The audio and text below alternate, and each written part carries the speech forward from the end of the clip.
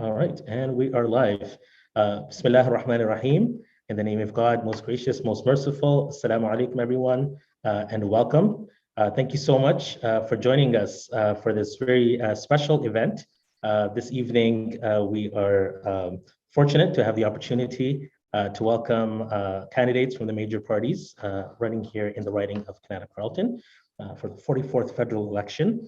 But before I continue, I'd like to invite Mahmoud Sheikh, the president of the Canada Muslim Association, to welcome you all in a bit more detailed fashion and get us set up for tonight. So Mahmoud, over to you.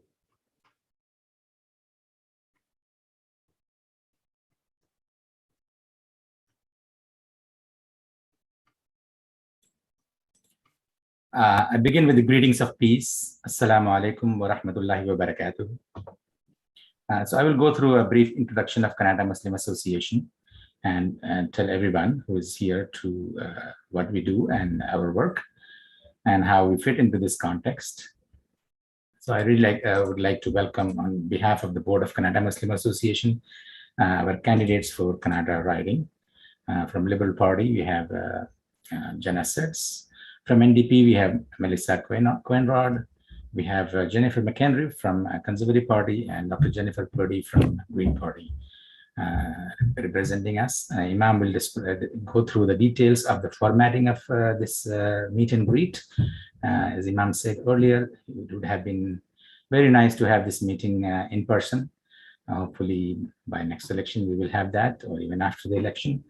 But for now, we'll do with the online. I hope a lot of people can attend. And so I'll go ahead with the introduction to what Canada Muslim Association is and what we do, and just to put things into context. So Canada Muslim Association, also known as KMA, is a religious charitable organization serving the Muslim community in Canada and Stittsville since 2004. About 5 years ago, we acquired a property in Kanata North across from the South March Public School and just completed the renovation of the building and a new parking lot as part of the phase 1 of our mosque project. We are working with a renowned architect to design the new building that will go in front of the existing building to have a place of worship and a gymnasium come social event facility in that building. We are hopeful that the new mosque building will join other landmark buildings in Canada. Prior to pandemic, our Friday prayer service was attended by about 700 people every Friday. The yearly Eid gathering, Eid worship service is attended by about 1,500 people. Our after school and weekend programs run by our 3 schools had enrollment of over 500 students.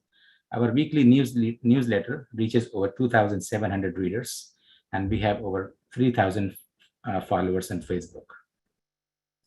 KMA is involved in many other welfare activities, such as prior to pandemic, we ran a homework club in downtown Ottawa in low-income neighborhoods. We worked with Canada Food Cupboard, Ottawa Food Bank, and Sadaga Food Bank to provide the food and resources to support their work. We work with other Ottawa mosques to provide help in the city wherever and whenever there is need, such as providing help during Constance Bay flooding, providing hot meals for people affected by tornado in Nepean, fundraising for Fort McMurray wildfires, and providing relief for those emergency relief for those affected by COVID-19 lockdowns, regardless of their faith or orientation. KMA also directly provides over $80,000 every year in emergency support to individuals and families in distress in our city. KMA works to bring people of all faiths together. We participate in various community events, as well as organize blood donation clinic and things like that. We have organized interfaith meetings and broken bread with a number of churches in Canada and Stittsville. Our twice yearly Caravan of Joy visits various service providers in Canada. For example, this summer, the Caravan of Joy of over 25 members of our community joined to visit various vaccine and COVID-19 testing sites in our region to say thank you to our healthcare workers over there. At election time, we work to bring candidates and our congregation together in events like this, and our doors are open for candidates and parties to canvass the members of our community after the Friday prayer service. We are non-partisan and we do not endorse any particular candidate or party. I wish we could have welcomed you in our own facility. We hope that regardless of the results of this election, you will visit us in future and we'll be in touch. Thank you and really appreciate you coming to this meeting today. Thank you, Imam. I return the mic back to you. Thank you very much, Brother Mahmoud. And, want to give a special thanks to you for doing all the hard work and contacting, all the candidates and their teams and, trying to find a time that works for everyone. To be honest, like I said, we've been doing these sessions for the last few elections, and it's always a great opportunity for our community members to meet the candidates, but also for the candidates to be able to meet members of our community. We're also sorry we're not able to welcome you in the same way as we used to for Friday prayers, as we used to at the Ridgecraft Recreation Complex. Things are a bit more complex with the pandemic. So Mahmoud was doing that hard work behind the scenes of trying to get this event organized. So thank you so much for that. For those of you who may not know, although I serve as the Imam here at the Kanata Muslim Association, I also have a background in journalism with a keen interest in politics since I was a kid. So I'm so this is my moment now to be, well, we don't really have a debate, but nonetheless, a bit of a moderator here. So enjoying this fully. We have questions from the audience. So we did ask for question suggestions. And we got a number of questions. So I want to thank everyone who sent in questions. So at the end, after each candidate has a chance to speak for 7 minutes, I will be posing questions to the candidates. Fortunately, we're not going to be able to ask all the questions that were sent to us, but some of them were on certain common themes. So we have formulated some questions that are specific to those. The way we will get started, the order, we always want to be fair. And as Mahmoud said, we're totally nonpartisan. We are going to conduct a draw to see who gets to speak, or rather what the order is. So I'm actually going to share my screen here. So full transparency. So here we have the list of the parties, and they are in alphabetical order. Yes. So we're going to shuffle the names and we're going to get to see who goes first. Okay, so green, Jennifer Purdy will be up first, and then we'll have Melissa Conrad, NDP, and then we have Jennifer McAndrew, Conservative, and then Jenna says, I was looking at the election signs the other day with my son. He's 10 years old, and I'm like thinking to myself, somebody should really do a study on whether people whose names start with JENN have a higher probability of going into politics. So we've got to make sure that we don't, well, I think we all know which parties you're representing, so we're not going to mix that up. But nonetheless, we are going to get started with the Green Party. Jennifer Purdy, that is. Yes, and can you hear me okay? Yes, we can certainly hear you, and I want to make sure that we're able to see you as well. Okay. Is it camera? My camera's on. It may just freeze. That's the only reason why but I can see your screen right now, and so maybe that's why you can't see me. I don't know. Okay, yeah, I'm going to stop the screen share right now, and give me 1 second here. Stop share. So we see a telephone icon, but okay. I'm not too sure why, because I have called in. The problem is that, here, 1 second. Let me just see if I can't just do this maybe on my phone then, and then I can reconnect. I apologize, but I've had... Yeah, so we can hear you. You're fine. We can see and we can hear you, so you can go ahead and start. Okay, sorry about that. Okay, sounds good. In that case, how about I'll go ahead, and you said I have 7 minutes? Yes, go ahead. Okay, thank you very much. Okay, and thank you very much to everyone for inviting me here tonight to speak on behalf of the Green Party as your local Green Party candidate. So for some people might remember me, I ran in 2019 as well, but I'm Jen Purdy. I am a medical doctor. I served in the Canadian Armed Forces for 23 years. I have a small business. I'm also a farmer. As a leader, I've led people in the military, and I've also led medical teams, and I'm also the Green Party health critic. So the Greens, we are a very evidence-based party, and we're also all about teamwork. So one thing I just want to encourage and put out there is that one thing that we've seen in the last several years, it's been going on probably for a couple of decades now, in the House of Commons, is that it seems to be more and more partisan. And one advantage that the Greens bring to the table is that we're not hyper partisan. We are supposed to, number one, we're supposed to represent our constituents and not we vote in the direction that our constituents want us to vote, regardless of what our party says, regardless of what our leader says.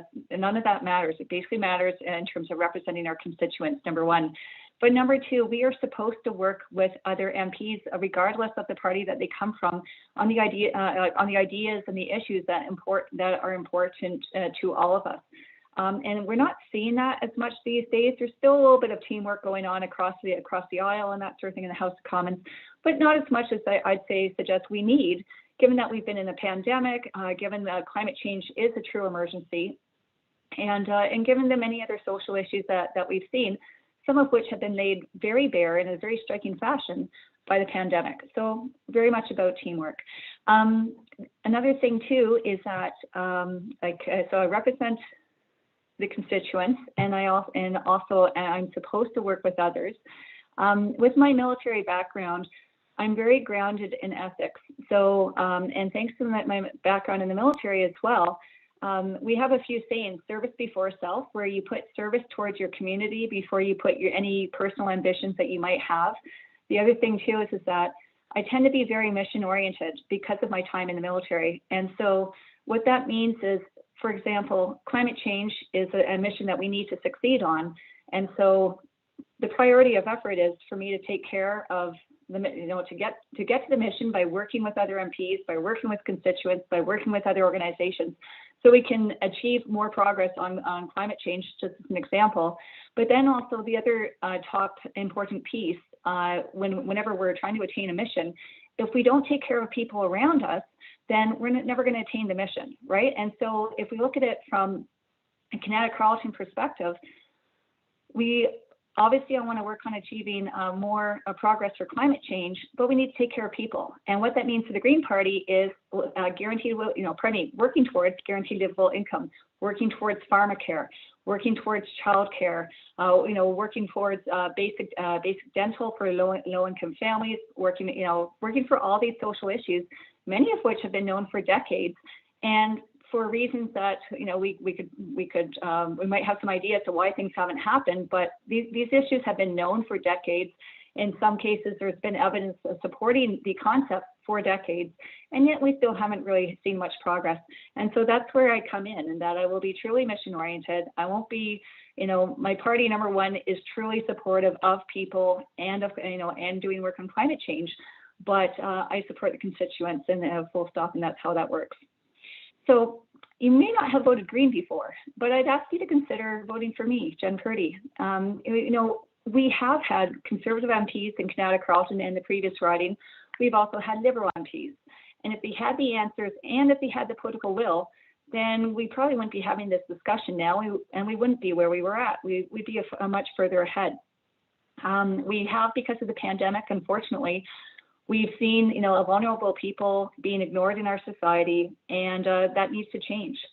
So your vote for me will make a difference, because I will only be working for Kanata-Carleton, and like I said, not for my party, not for any large corporate interest or anything like that. We have an opportunity here as well. Yes, the timing of the election is very unfortunate, but I always try to look for silver linings. And the opportunity here is we can take a positive, assertive approach to climate change. And at the same time, we can do a much better job of taking care of people and of everyone. I would say I am the most qualified candidate here. And as a doctor and a veteran, I think I'm set out. Sorry, something popped up. But as a doctor, as a veteran, I think clearly I can best serve Kanata-Carleton. And like I said, I'm the only candidate here. Other candidates might want to speak freely on their own behalf or on their constituents' behalf. But if they do that, there's consequences. If they vote in a way that their party does not want them to vote, there will be consequences. And so as a result, most MPs just do what they're told, and they vote the way they're told and not by their constituents. So I can promise and I can keep my promises because it's only up for me to keep promises as opposed to things being out of my control because of how I'm dictated to by my party and that sort of thing. So I can work with other MPs with a clear conscience within an ethical framework in order to get things done for everyone, and so that we can just move the needle further in terms of taking better care of people, of everyone, and of course moving the needle significantly on climate change, because clearly with everything we've seen, not just this summer, but more recently this summer, we need to get a lot more assertive. The Liberals, unfortunately, in their plan, they refer to it as a long-term issue, and it's not. We had tornadoes here in Jordan Robin like a couple of years ago.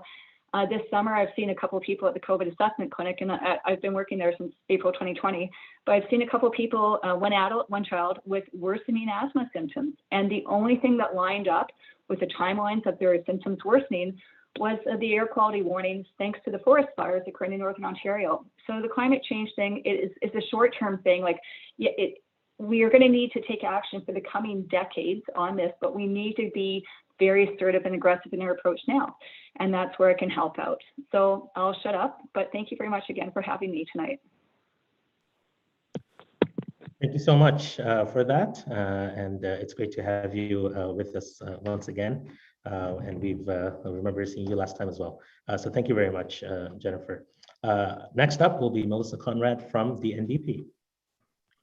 Thank you so much. I was raised in a small rural farming community in Ontario, and really was taught really strong values in helping my neighbors. When I was 18, I moved to Ottawa, and I'm now raising my family in Kanata-Carleton. I've been a healthcare worker for 18 years at the Ottawa Hospital and the Children's Hospital of Eastern Ontario. I spent 4 years representing 16 hospitals across Eastern Ontario as a union president.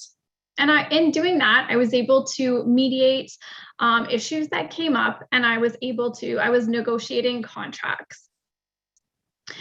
I had the honor of going on missionary trips to Israel and Uganda, Africa, to help orphanages and villages in need.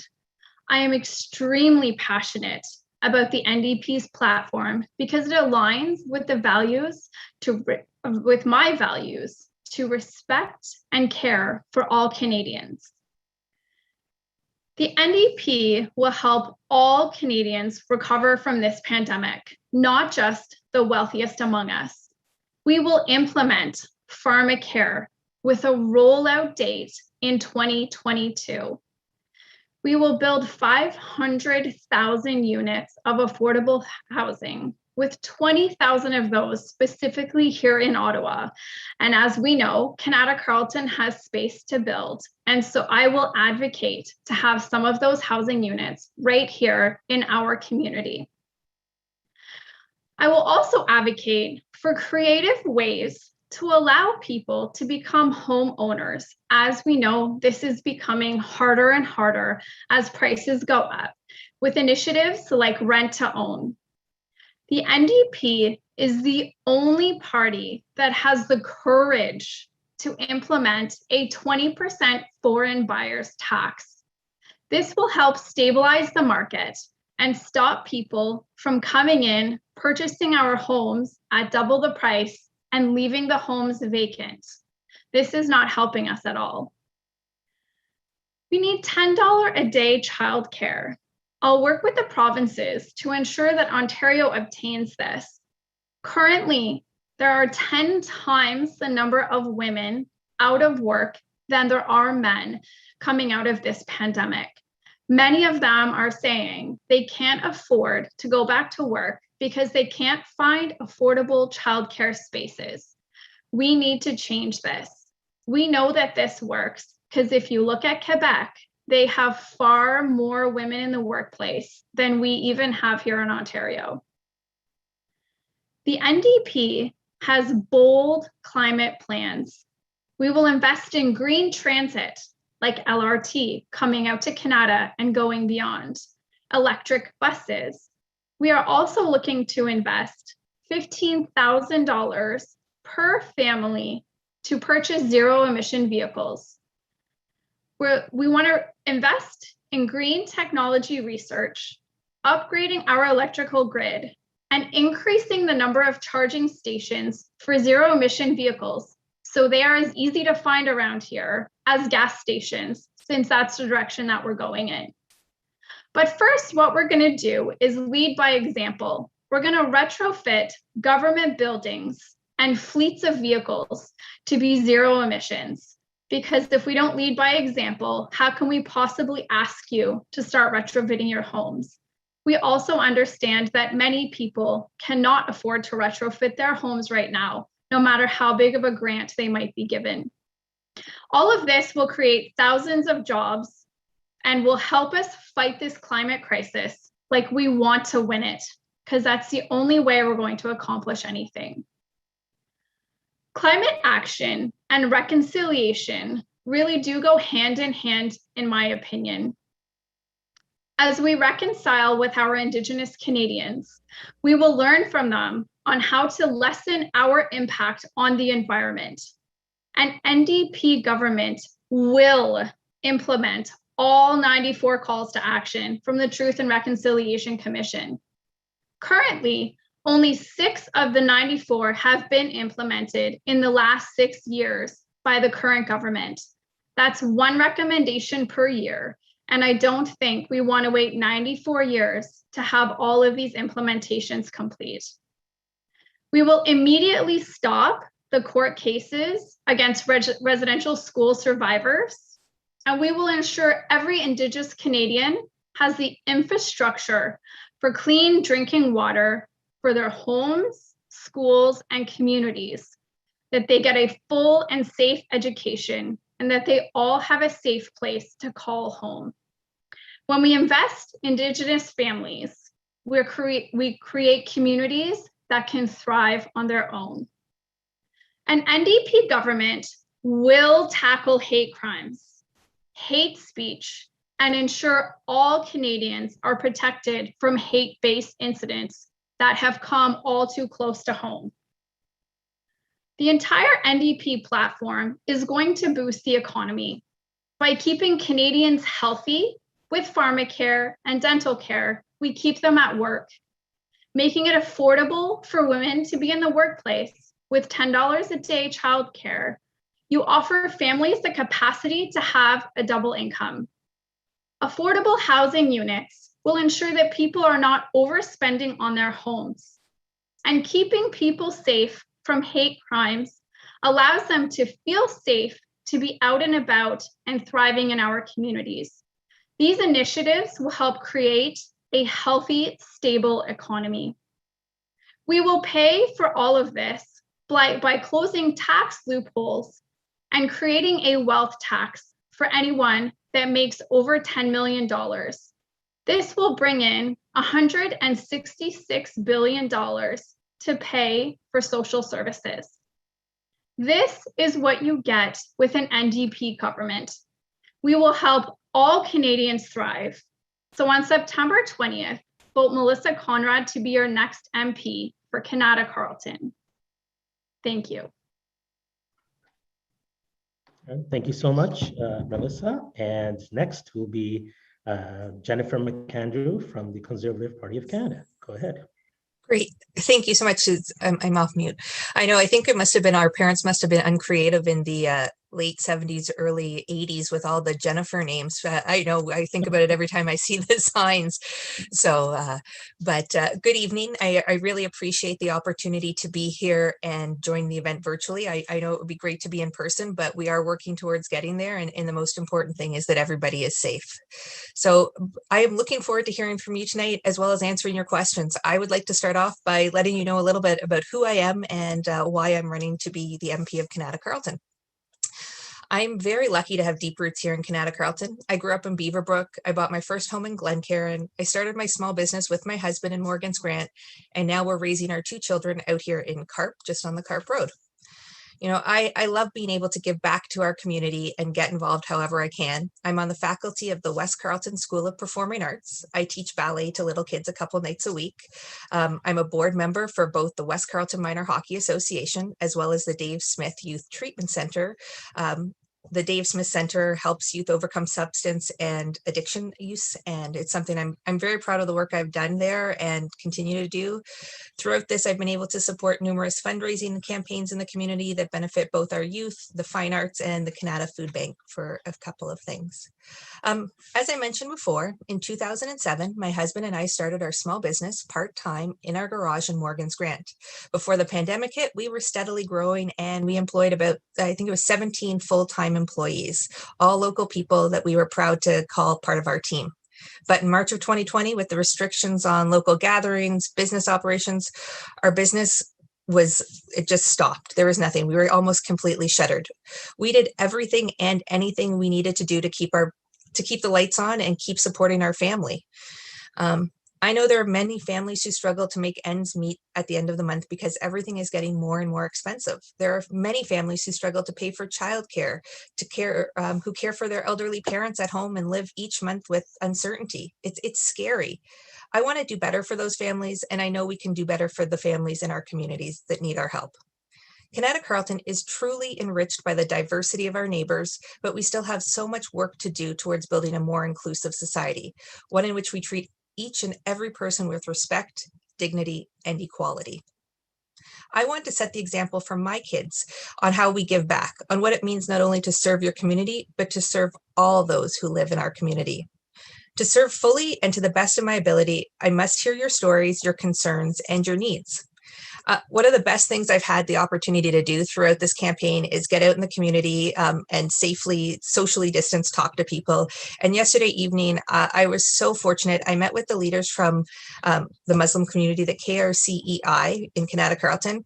I was so happy to come out and that they allowed me to join their discussion. I was touched hearing their concerns and personal stories. These discussions are such an important step. I'm very, very grateful for their time and the opportunity to learn firsthand from their knowledge and experiences. I want to thank Abdallah for being such a gracious host, and I look forward to continuing these conversations so we can continue to work together for the future of Kanata-Carleton. You know, I know I'm new to politics. I have experience in small business. I have other experiences in nonprofits, and I only received the nomination to be the Conservative candidate about 6 weeks ago, though I've been working towards that goal for more than a year now. You know, I remain fully committed to understanding the diverse needs of our riding. I have taken upon myself to educate myself regarding areas in which I felt I didn't have enough information and I didn't understand. I took the Indigenous Canada course through the University of Alberta so I could have a better understanding of Indigenous history. I took and passed my Canadian Firearms Safety course, or the PAL as they call it. I did this so I could understand the steps that legal firearm owners go through to understand the process firsthand. We have such a diverse riding. It's important to understand what's important to so many members of our community. I don't feel it's right for me to speak on an issue until I've had a chance to learn more about it. I'm happy that my education regarding Muslim issues has started, as I know there's so much more for me to learn, and I look forward to the discussions and conversations that will be in my future. There was a great CBC article that was shared with me today that really resonated because of the stories I had the opportunity to hear last night. I am so thankful to all the people I continue to meet on this journey, who continue to take their time and their passion to educate me so I continue to learn and I can best represent the voices of all the Kanata-Carleton constituents. I see the future here as one of diversity, inclusivity, and freedom of religion for all without the fear of discrimination or persecution. To get there, we have a duty to identify and condemn all forms of violence, whether it be armed violence, physical violence, verbal violence, psychological, or even violence on social media. We are strongest when we are a community united, not divided. This evening is an opportunity not just for me to answer your questions, but rather an opportunity for me to listen, to hear your voice. And so I want to thank you for doing this. What you're doing this evening, it helps us better know each other, to better understand so we can stand together. I am ready to get to work to represent the voice of all those in Kanata-Carleton, your needs, your issues, so we can all grow together. I'm excited for this journey ahead of us. Thank you so much for the opportunity. Thank you very much, Jennifer. And it's great to meet you. I haven't had the opportunity to meet you in person, but it's so great to meet you. Hopefully soon. Yes, absolutely. Last but not least, Jenna Sudds from the Liberal Party.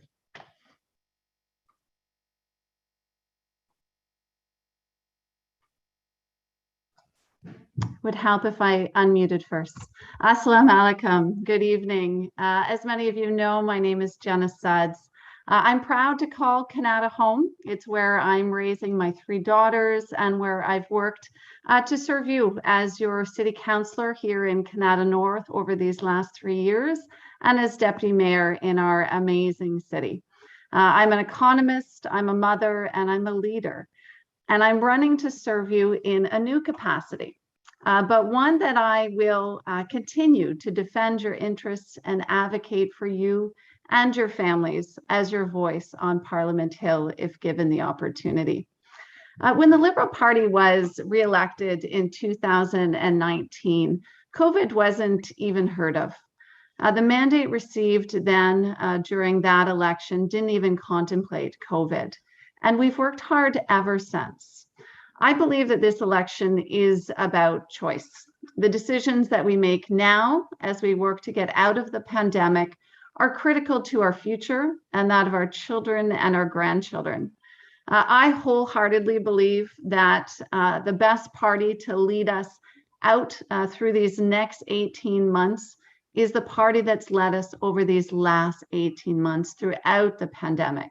We need a Liberal government re-elected to continue the hard work of finishing the fight against COVID and focusing on our recovery, on our economic recovery.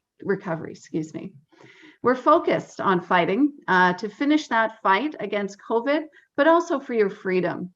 The freedom that for the majority of us that are fully vaccinated, the freedom for our children under 12 who cannot yet be vaccinated. We're committed to ensuring that federally regulated workplaces are double vaccinated, to make sure that everyone on our trains and our planes are fully vaccinated so it's safe for everyone. And we'll also protect businesses that mandate vaccination proof from unjustified lawsuits moving forward. And we'll also pay for the rollout of vaccination passports for every province and territory that steps up. This is the type of Canada that I want to see moving forward, a Canada where we all do our part to keep each other safe, just as we've done over these last 18 months. Our Liberal Party is on a quest to create 1 million jobs. We will do this by harnessing the Canadian innovative spirit, which we have so much of here in Canada, and leveraging our natural resources to lead in green technologies and job creation. This will ensure that we will meet our climate commitments, but it will also help us help other countries do the same. We're committed to providing stronger healthcare for everyone, including mental health and support for our seniors. We'll provide more affordable housing, including enacting a homebuyer's bill of rights and working to increase the stock of available housing so supply and demand will come back into equilibrium. We'll introduce $10 daycare so that more women can fully participate in the workforce if they choose. We're committed to investing in electric light rail transit to Canada to ensure good transit solutions and also reduce our carbon emissions for decades to come. And we will support Canada's small businesses and the innovation coming out of our incredible technology park, ensuring continued growth and employment right here in Canada. We'll ban single-use plastics. We've introduced homeowner grants for energy-saving home renovations and grants to offset the costs of purchasing electric vehicles. Our climate change commitment and plan is truly first class. Having had the opportunity to speak with so many of you over the last number of weeks, I wanted to mention a few issues that I know are near and dear. And I know you're worried about Islamophobia. I am also deeply concerned about the rise in hate-motivated crime, and in particular against Muslim people in our country. And I want you to know that I am committed to doing everything I can to keep our Muslim community safe and to ensure that you and your families thrive here in our community. Following the summit on Islamophobia hosted a few months back and the recommendations that have come from that summit, a re-elected Liberal government will present a national action plan on combating hate next year, including possible amendments to the criminal code, training and tools for public safety agencies, as well as investments in or to support digital literacy and prevent the radicalization of violence. I'm also personally committed to this issue and commit that within the first 2 months, as your elected member of parliament, I will host a roundtable with you, our local Muslim community members here in Kanata-Carleton, including our youth, which are so important, to learn more about your lives and how they've been impacted by Islamophobia, and to work with you to bring those experiences, ideas, and feedback to Parliament Hill to discuss with our ministers and ensure that your voices are reflected in the measures we seek to accomplish. I also know many of you are concerned about Palestine. And just briefly, Canada does remain firmly committed to working with the international community to achieve lasting peace in the region. I also did want to just mention issues around immigration and let you know that I'm always available. If you have challenges moving forward, please know that you can reach out anytime. So I ask you tonight, when you go to the polls, to think about the future, but also think about the past. Local representation is so important. I know you've counted on me on many issues over the last number of years, and I've delivered for you. And I'm asking you for your support as you go to the polls next Monday and support my ambition to serve you as your member of parliament. Thank you. Thank you very much, Jenna, and all of the candidates for taking the time to be with us and to introduce yourselves and your parties. You know, I was talking about elections and about voting last Friday, and this is something that I always try to do before any election. And the reason for that is voting is, of course, a civic responsibility that is upon every citizen of Canada who is able to vote. But also from a religious point of view, we have a moral responsibility that when we are asked to judge between people, the Quran tells us that we are to judge with fairness and that we are to judge people based on things that matter, on character, on merit, and we are to make the decision based on not just our self-interest, but based it on the general good, the public good, and to think seriously about, you know, whose name we are marking with, you know, where are we putting that check mark on the ballot on election day. So this is a very serious responsibility. Spoken about that in detail, so I'm not going to go into further details. But this is why it was so important for all the candidates to join us. So we thank you for that. And sometimes people come to me and say, "Ma'am, can you tell me who I should vote for?" And I'm like, I never tell anyone who to vote for. So that is your responsibility, the voters' responsibility, after hearing the candidates and doing your homework, maybe talking to other members of the community, talking to your friends, coming up with your decision that you feel would be best for not just for your family, but also for our community and all of Canada. So this is a very, very important decision. So when we're, you know, it's a small pencil and a small piece of paper, but it's actually a very, it's a really big thing. And we are all, of course, so grateful for the peace, stability, and all the freedoms that we are so grateful to enjoy here as Canadians. And we say, Alhamdulillah, all praise and thanks are to God. So we do have a number of questions that we have received, covering a broad range of topics. So we have selected a few, grouped some together. And of course, there are certain issues which, well, there are many issues, like all Canadians, that affect members of our community, whether it's, you know, affordability, housing, long-term care homes, especially what we've seen, the tragedy that we've seen during the pandemic, Bill 21 in Quebec, foreign policy. So there's, you know, a multitude of issues, and unfortunately, we don't have time to cover all of them, but we have put together a few questions which we believe touch upon some of the key aspects or the key issues that impact members of our community, perhaps more so than others. As some of you have pointed out, Islamophobia is a reality for Muslims in Canada, including here in Canada. The hate-motivated killings of the members of the Afzal family in London, Ontario, which 3 generations were sadly wiped out and a little boy was left orphaned. That hit very close to home, as they were close relatives to members of our community, of some members of our community. And the fact that they were killed, just mercilessly mowed down while taking their evening stroll, like so many of us have been doing, especially during the pandemic. That made that incident so relatable to so many of us.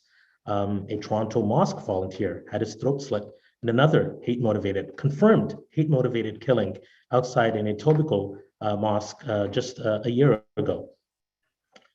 Since the Quebec City mosque killings in 2017, many Canadian mosques have formed volunteer security teams, including ours as well. Visibly Muslim women are harassed on almost a daily basis in Canada. And it's almost unbelievable that in 2021, it's 2021, and we are in Canada. People are being harassed and are being attacked and even killed simply because and purely because of what they look like and how they practice their faith. And as I mentioned in my piece in the local newspaper, after the London attacks, it's shocking. Like it's hard for me to even believe that this is actually true, but sadly it is.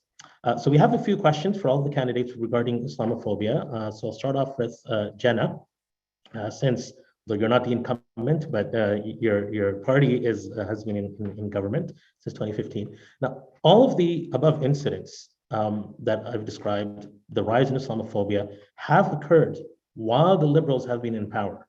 And the climate in the country is becoming noticeably more hateful and more polarizing, not less.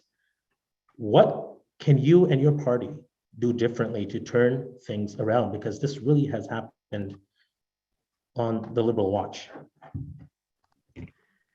Thank you for the question. And as I said earlier, I am, and I know the Liberal Party is obviously deeply concerned about the rise of hate-motivated crime, in particular against Muslim people here in our country. I mentioned earlier the Summit on Islamophobia, which was held a few months back. And that summit really brought together, a diverse group of community and political leaders to help address Islamophobia. And out of that summit came a number of recommendations. And our Liberal Party is committed, as I mentioned earlier, to moving forward with a national action plan that will take those recommendations and take concrete steps to help to address Islamophobia here in Canada. I personally as well mentioned my commitment to meet with leaders here today, people in our community here in Kanata-Carleton, and our youth, make sure we include our youth, to further this discussion. So I can learn from you, so I can hear firsthand further your experiences, but also your recommendations that I can take and add to the discussion at Parliament Hill. It's incredibly important for me to have that discussion with you and input from you as we work to move forward. I would wholeheartedly agree that we have a lot of work to do here on this issue. But I do feel like the Liberal Party is taking some concrete steps that are moving us in the right direction. Thank you. Thank you very much. No, I appreciate the reply very much. And the only thing I would say is I think a lot of members of the community feel like there's a lot of nice words. Whenever an unfortunate incident happens, we always say never again. And then unfortunately, we find ourselves in the same situation. So the one sentiment that I've been hearing all across the board is enough talk and it's time for action. So that's what I would say, but thank you very much. Along the same line, the next question I have is for Jennifer McAndrew from the Conservative Party. A female member of our community writes that after the recent attack on a Muslim family in London, Ontario, I must admit that I felt scared. I must admit that I felt scared in the days just after the attack. She says, I actually remember having the same feeling during Stephen Harper's election campaign of 2015, when there was lots of discussion about the niqab, which is the face covering that some Muslim women choose to wear. She says, I was born here in Canada and my father has been here since 1967, yet Muslims and particularly Muslim women's attire is constantly seen as foreign and under attack. What steps, so the question for you is, what steps can you take to challenge and change this negative and hurtful rhetoric, particularly if it exists amongst your party or staff and volunteers? And also, like to mention, as a number of people have noted in their questions, that many Canadian Muslims have felt alienated by the Conservative Party in the past. They give the example of Motion 103, condemning Islamophobia, which was tabled in the House of Commons shortly after the Quebec City mosque massacre, where 6 innocent men were mowed down in the place of worship. Again, unbelievable that this happened in Canada in 2017 for no reason apart from being in a mosque on that Sunday night. So Motion 103 was a condemnation of Islamophobia, and nearly the entire Conservative caucus voted against it. So the question is, what steps are you willing to take to bring the Muslim community to engage with your party, and also how can you be an advocate against Islamophobia? Great, thank you so much for the question. And again, I echo your sentiments. It's unbelievable that this is happening in 2021. No one should be afraid to go to their place of worship in fear that they might not come home. They shouldn't be afraid to walk down the street or get on the bus and think that no one will stand up for them. And that's, hatred unfortunately exists. We see it against Muslims, we see it against other people. And this is awful, and we shouldn't be doing this. Part of what we'll bring back in our Conservative plan is Canada's Office of Religious Freedoms. This was used to monitor religious prosecution and protect the freedoms of religion. This was actually shut down by the Liberal Party when they came into government. I believe it was in March 2016. So something like this really does help. It gives an office and another strong voice. We have seen changes in the Conservative Party in the leadership. There have been 2 leaders since 2015. And I feel that the people that we have, it's a very large party. It's very representative, it's diverse, and there is a place for everyone. And we need to stand up. As a mom I have a little boy, a little girl, this is not the legacy that we need to leave for them. This is not the Canada that I want them to grow up in. And I know that my role is to represent our, the citizens and the Canadians and all of us here. We're united because we're Canadians, and we need to respect each other. And I think that begins with education, conversations, and allowing each other to have opinions, to disagree, but to learn from each other in a respectful way. And I can't believe some of these things are still happening in 2021. And we have to do better, and we will do better. And I know I can do better. Thank you. Thank you very much. I appreciate the reply very much. Just want to mention with regards to the Office of Religious Freedoms, I know Ambassador Reverend Andrew Bennett, have joined him on a few panels and have been in contact with him. He was the only ambassador of religious freedoms that was appointed. As you mentioned before, the office was closed by the Liberals. But I, with respect, I do think that was more focused on religious minorities abroad who are actually being persecuted in different parts of the world.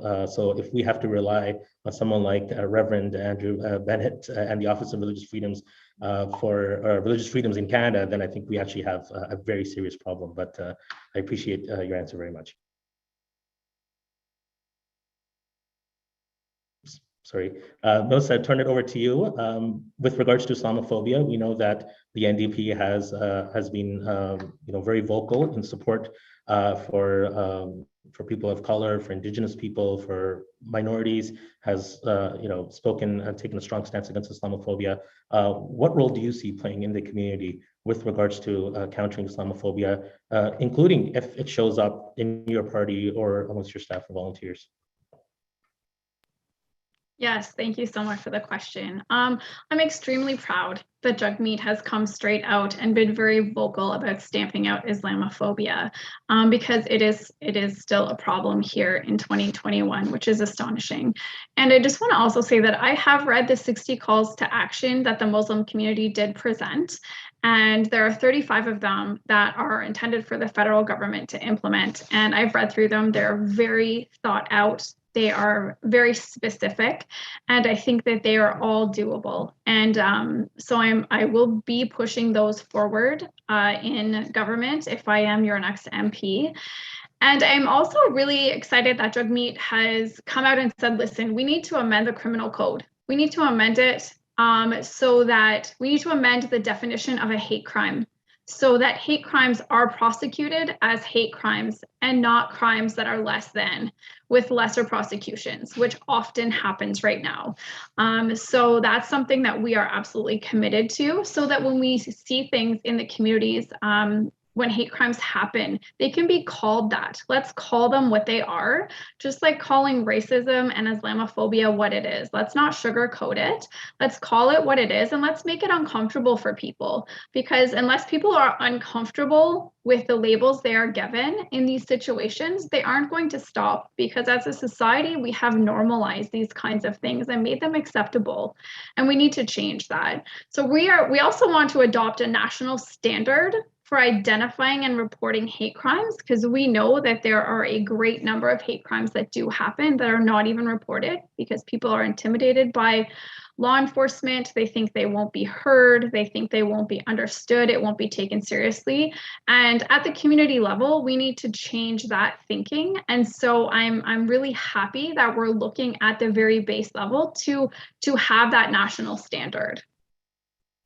And the other thing that I think that I'm really happy that Jagmeet has come out and endorsed is making online platforms legally responsible for removing hateful content, because that's really where it needs to start. The more that we can get that out of our normal society and really like take that normalization out. Someone gave me an analogy of like smoking, and I thought it was fantastic. So if you look at smoking, it was normal, it was acceptable, it was everywhere, it was in people's homes, it was around children. And then we started saying, hey, listen, you can't do this in buildings anymore. You can't do this in federal and provincial on property anymore. And now it's not just the norm that someone will light up a smoke in your house. They'll ask you if it's okay. They'll go outside. They'll do it on their own time. And they won't just do it in social settings as much anymore. We've made it uncomfortable for people to just light up a cigarette. We need to do that for hate speech. We need to do that for Islamophobia. And we need to start by calling attention to it and making it uncomfortable for people. We need to stop the normalization of it, make it uncomfortable for people to just brazenly say phrases that attach hateful speech to religions that really don't need to be attached. So that's what I'm really proud that the NDP will do. Thank you. Thank you very much, Melissa, for that. Appreciate that answer. Jennifer Purdy, Dr. Jennifer Purdy, your role on fighting Islamophobia. Right. So yeah, and the role, like, well, just to take a step back, because I think the question that, as I read it before, also had to do with the party, and the party stance. It's also on our platform that we're all about nonviolence. So we are definitely very against any kind of hatred against any people, including Islamophobia.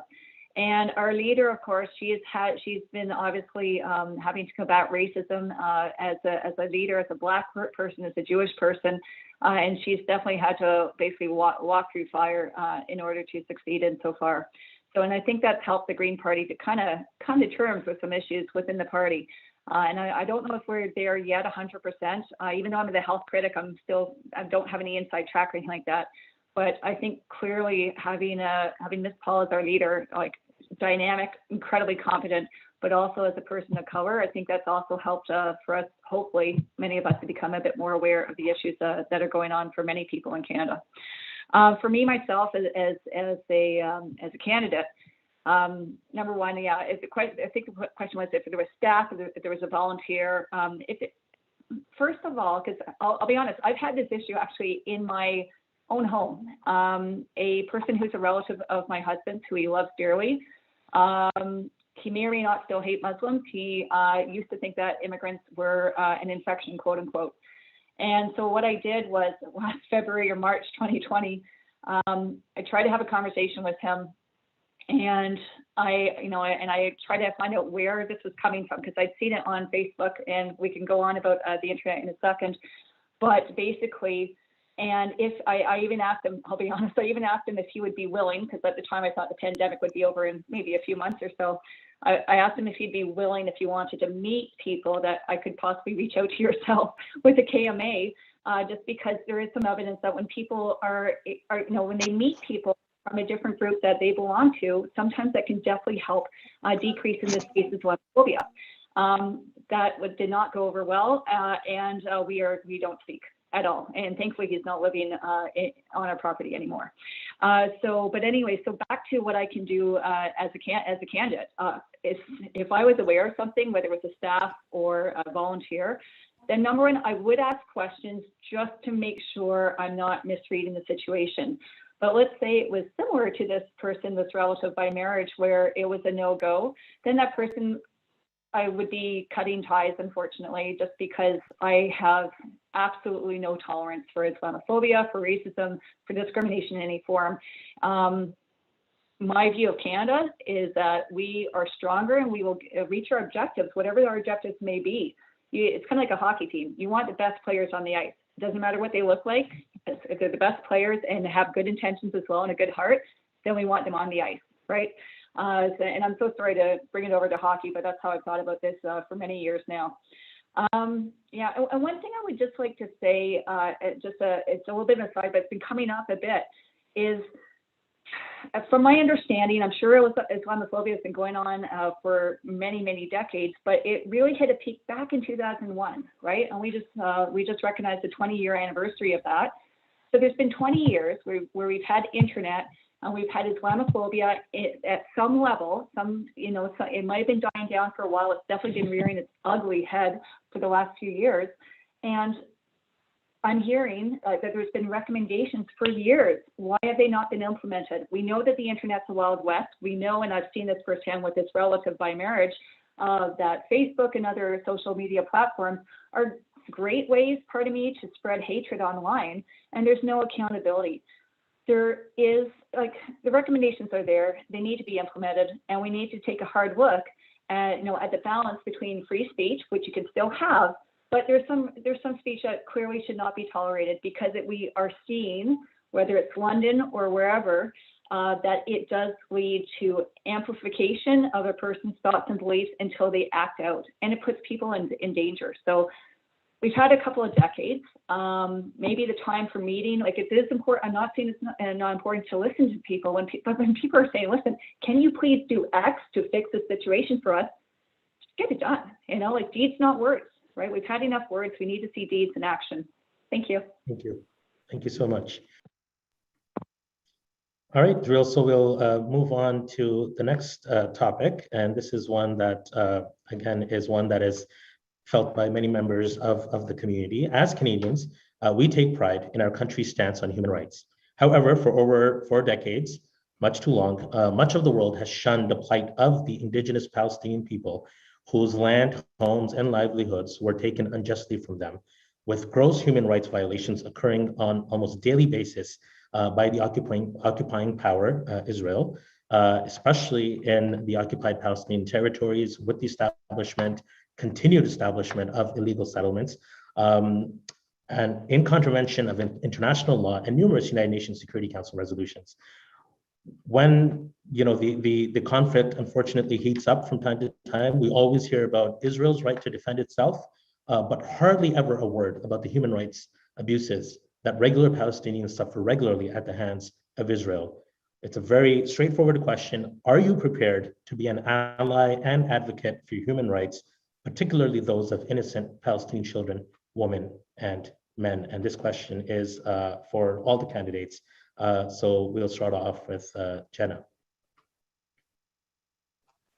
Terrific, thank you. And as I mentioned briefly, Canada remains firmly committed to working with the international community to achieve lasting peace in the region.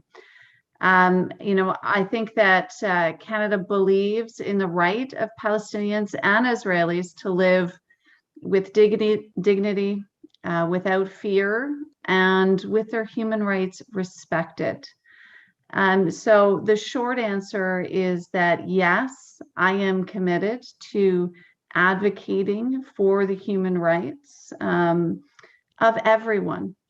It breaks my heart to think about, the men, the women, the children that have been impacted by this conflict for too long. And we can't ignore it. We need to ensure that all human rights are upheld. And I'm prepared to get to work on this issue with my colleagues to make sure that rights are respected. Thank you. Thank you very much. Jennifer McAndrew. Great, thank you. Sorry about that. My internet or my computer dropped off, so thank you for letting me back into the meeting. With regards to this question, Canada's Conservatives, we're committed to properly representing Canada on the world stage and supporting the human rights efforts of our partners and our neighboring friends in these. And it's a travesty what's been happening. And will I advocate for that? Yes, absolutely. I will stand up for human rights across the world, and being a leader in Canada. We have a plan to promote the interests and values of Canadians, but also to share that and to become a leader on the world stage so that these actions can have meaningful consequences, because that's we can talk and say that, but we need to make progress, and that's what's not happening. So I look forward to getting to work and doing that. Thank you. And I'll just mention that, there's a few things that particularly stand out about the Conservative platform, especially when it comes to the issue of Palestine and Israel. There is the mention of moving the embassy to the Canadian embassy to Jerusalem, which is basically a red line when it comes to Palestinians, when it comes to the status of the city of Jerusalem as the capital of a future a proper Palestinian state. So if you're to be an advocate for Palestinian human rights, I think that would be one issue to certainly perhaps bring up with your party. But thank you very much. Appreciate your reply. And just that was brought up last night when I had those conversations. And I think, the more I learn about this and the more I can advocate and take those issues forward, I think that those are going to be better conversations that have more meaning as opposed to just words on a page. Thank you. No, thank you. And, one of the questioners, gave the analogy of a friend who happens to be a bully. So if we have, we have allies, our country has allies clearly around the world, which is wonderful. But when our allies are involved in human rights abuses, or they're involved in things which are just unfair and wrong, then do we go ahead and still continue to enable our friends and allow them to be bullies, or do we have a responsibility to stand up and to say no? We do have a friendship perhaps, but what you're doing is wrong. And if you're not able to do that, then I think it sends a really troubling message, especially to our children. But I appreciate your candidness, and I appreciate your willingness to continue to engage and learn on this issue. So thank you very much for that. Melissa, if we're actually running out of time, but if you can tell us about your commitment to standing up for, if you are willing to be an ally and a champion for Palestinian human rights. Thank you. Yeah, I'll keep this short. I mean, the NDP condemns all human rights violations everywhere, including what's happening in the occupied lands of Israel to the Palestinian people. And as MP, this is an issue that I would absolutely bring forward and advocate for. I know that Jagmeet has talked about advocating for human rights all around the world. And Canada has long been a world leader in standing up and advocating for human rights all over the world. So we need to bring this definitely into Palestine. Thank you very much. And I do want to mention also that a lot of times this issue is linked with anti-Semitism, and I want to be clear that we are absolutely 100% against all forms of anti-Semitism. I've given sermons about it. I have great relationships with fellow faith leaders in the Jewish community, rabbis, mainstream synagogues. I've been invited. I have absolutely no problem engaging. So the issue is not really about anti-Semitism, but it's really about Palestinian human rights. And Jennifer Purdy, question for you is with regards to the position, first of all, your willingness to be an ally, but also curious to know about the position of the Green Party, because we know that your party has faced a bit of controversy with regards to your leader's position when it comes to Palestine and Israel and support for Zionism and all of those things. So we are short on time, but those two things I'm interested to know about. So first of all, your commitment, but secondly, also the position of the Green Party. So my commitment, of course, pardon me, not of course, I apologize, but my commitment is to be an ally. And there's not that many Green MPs, there may or may not be that many Green MPs after the election. So my commitment, of course, I seem to be the only one talking about teamwork, but I would be to work with other MPs from other parties, because this has been ongoing for decades. How many statements have come out from the government of the day, whether it's liberal or conservative? There's usually little to nothing, because at the end of the day, everyone's muted into silence because it's a whip vote. You get penalized if you speak up. So we can all say some really nice words here, but I'm the only person who will be able to speak up appropriately. But I'd also work with other MPs, because one little lone voice in the House of Commons might not make much of a difference. But working with MPs of all other stripes who are also concerned, that way we can start to make some headway, at least, just to bring up an appropriate and respectful voice. So with regards to Ms. Paul's stance, I know we heard from her spokesperson. For anybody who doesn't know, a spokesperson of hers who's no longer her spokesperson tweeted out about how they were going to replace these sitting MPs with Zionists. But for Ms. Paul, I'm not she is Jewish, yes, but I don't know her personal stance on this. But in one way, it doesn't matter. And hear me out. Why it doesn't matter is because the Green Party, the leader does not make policy for the Green Party. It's the grassroots members of resolutions will come up, and if they're voted in, they become the Green Party policy. And our leader is basically a spokesperson for the policies at hand. And it's a small point, but it can be a pretty important point. And so we actually do have a policy about Israel-Palestine.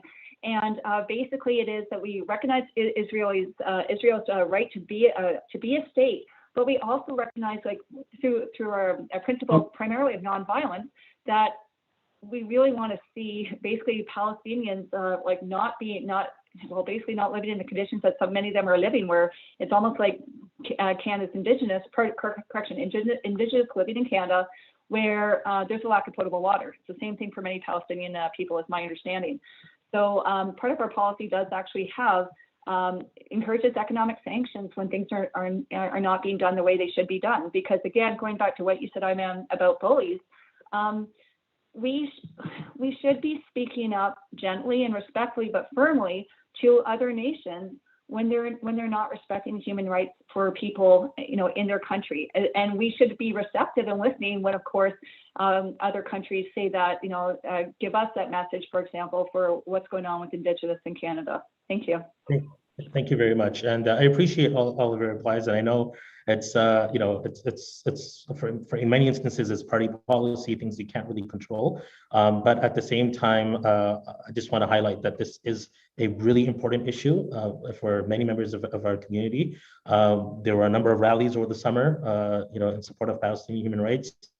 Very well attended across the country. So at the very least, I would just kindly and humbly encourage everyone to be well educated on the issue and actually understand what is happening on the ground and what the Palestinians are actually having to live through on a daily basis, just so that you're well informed. So I appreciate that. Thank you very much.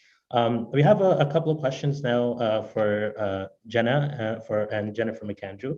And also a couple for Melissa and Jennifer Purdy. So for Jenna Sudds and Jennifer McAndrew, we know that you're running to become member of parliament and not party leader or prime minister. And as I mentioned, I know you're not going to be, making policy. We know, though, that there might be instances when matters are not in your control. But when your party and leader take a position that is considered to be unjust, wrong, or is otherwise opposed by a sizable segment of our community, what can we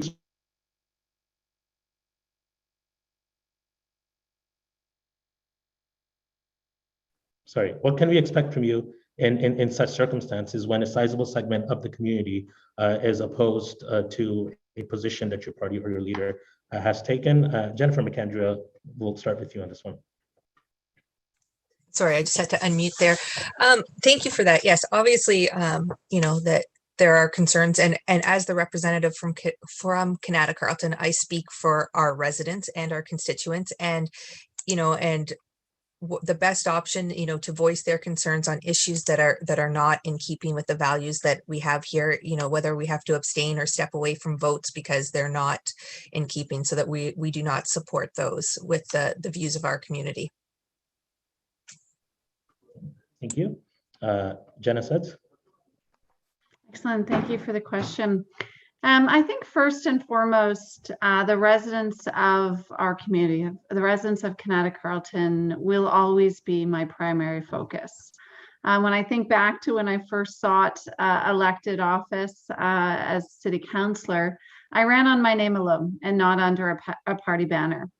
And I was entrusted with the support to represent the people of Kanata North as their city councillor, and have been directly accountable for them over these last 3 years. And when I think about these last 3 years, you know, I've worked hard to represent our residents to the best of my abilities. And I've always made decisions with my conscience and taken their best interests to heart in my decision making. And you know, obviously, this time around, as I seek your support at the federal level, my focus hasn't changed. As your member of parliament, my actions will always be grounded in what's best for our community and for the people of Kanata-Carleton. On important issues, I'll always consult, I'll always consider the impacts on our community members, and my decision making and my actions will always be guided by that. Thank you. Thank you very much. And look, I understand how difficult it can be, especially when we're talking about provincial and federal politics as opposed to municipal politics, when you really have to many times, I guess, toe the party line. But I think what members of the community are really looking for is for someone who listens to our concerns and really communicates them at the highest levels.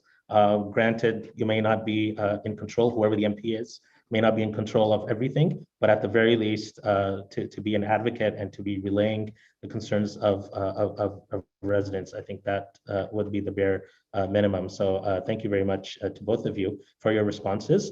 For Melissa and Jennifer Purdy, the NDP and the Green Party have never received more than 15% and 7% of the vote, respectively, in our riding during a federal election. But there are people who like your party's platforms, who perhaps think you're fabulous people, you would make a fabulous MP. What's your message for voters who like your party's platform but don't want their vote to be wasted? We'll start off with Jennifer Purdy. We are running against the clock for a prayer time, so if you can be 30 seconds, we would really appreciate that. Okay, thank you very much. So basically, like I said, many of these big issues that have been going on, they've been going on for decades. We've had liberal majority governments, we've had conservative majority governments, and we just finished having 6 years of liberals in power for those majority. So much could have been accomplished. And so we'll continue to get what we've been getting if we continue to vote the same way. I think that much is clear. And if you need any evidence, look at the vote. You can look up the voting records, even for this spring, for Pharmacare, for long-term care, and even a bill C-206 that was to support farmers. For the Pharmacare and long-term care, the Conservatives and Liberals just voted against. Basically, I believe that both votes were either unanimous or almost completely unanimous, right? For Pharmacare, for long-term care, things that really matter to Canadians. And Bill 206, the Liberals took a hissy fit, and even though it's a bill that would benefit farmers, all the Liberals, including Karen McCrimmon, voted against. So what I suggest is anybody here who's saying, oh, I'm going to be different than my party, I'm going to vote against my party, Yeah. Okay. Most MPs, what do they want? They want a second term. So they're going to sit down and shut up. They're going to open their mouth when they're told to speak. And maybe this wouldn't matter. If we didn't have the social issues that we have, if we didn't have climate change, then maybe it wouldn't matter if we just had talking heads in government. But I feel that we're at the point where we need to have teamwork. Again, I'm the only person tonight who's spoken about working with people from other parties. How sad is that, right? So voting for me, it's not a waste. Okay, thank you. Thank you very much. Melissa, you get the last word today, so go right ahead. Okay, thank you so much. So I just want to start by saying I fully expect to get more than 15% of the vote. And yes, that's a bold statement from the NDP, but we have had significant increase in people reaching out to support us since 2019, and we doubled our vote then. We outperformed the projections by so much that we almost fell outside of the margin for error. So strategic voting is something we hear a lot about, and really it's just a desperate tactic used by campaigns who lack the motivation to really earn your vote. Or understand that they can't earn your vote based specifically on their platform. So let's set aside the fact that strategic voting really weakens the integrity of the democratic process, and it really lets the big parties off the hook because they understand that they really don't have to earn your vote anymore because you're going to be afraid to vote for the person you want to avoid the alternative. So strategic voting is how the Liberals have got in and stayed in and gone through scandals and really have had no repercussions. So I'll just close by saying that if you want to vote NDP, vote NDP. Because at the very least, it will send a message to the other parties that they can no longer take your vote for granted and that they have to work for it. Thank you so much. And thank you very much to all the candidates. Melissa Conrad, Jennifer McAndrew, Jenna Sudds, Jennifer Purdy. Thank you so much for joining us this evening. It's been really great to meet you all virtually. And I still feel bad about the fact that members of our committee are not able to interact with you. So I'm actually going to put out an invitation that if you'd like to come this Friday during Friday prayers. So we have a few sessions starting at 1 o'clock. So especially if you want to come around 1 and 2 or 2:30, set up a table outside or have some material to give out and that you'd like to meet members of our community, you're more than welcome to do that. Just send us an email, get in touch with Mahmoud Sheikh, our president, and we'd be more than happy to welcome you. And we always pray that God Almighty guides us to the best leadership and the best candidate, and we wish everyone well. And one thing we would love to see is parties and candidates working together for the common good. So once again, thank you so much and wishing you all the best. And we really appreciate your time today. Thank you so much to our audience for joining us as well. And this it has been live streamed on Facebook and YouTube as well. So a recording will be available there. Thank you so much, everyone. Have a great night. Subhanakallah wa bihamdik. Ashhadu an la ilaha illa ant. Nastaghfiruka wa natubu ilayk. Thank you so much. Assalamu alaikum. Thank you. Good night. Thank you.